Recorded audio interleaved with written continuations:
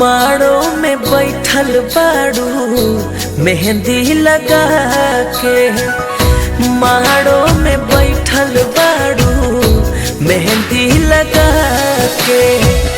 काहे कैलो ऐसन कहा, काहे कैलो ऐसन कहा, क्रिया तू खा के।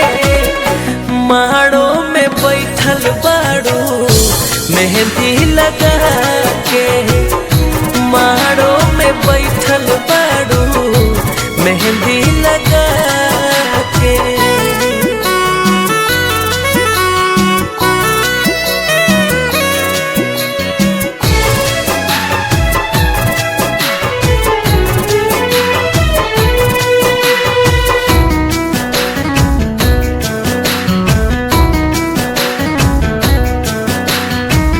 ऐसे कैसे हो गइलो अतना बेदर्दी, हंसी हंसी के तू लगावा बतारू हरदी।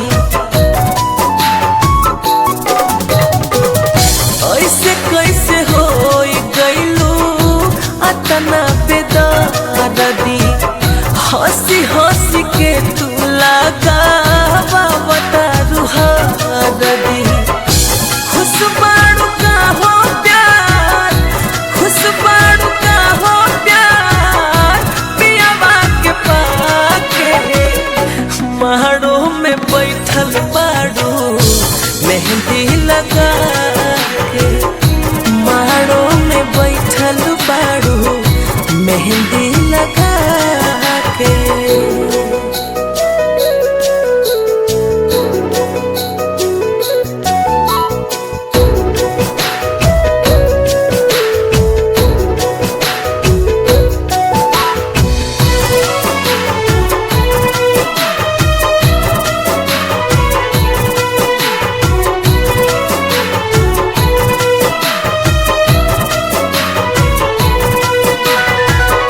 खैले रहू क्रिया 20 साल के नाम के, हो गइलू काहे हो विधाता बलिराम के।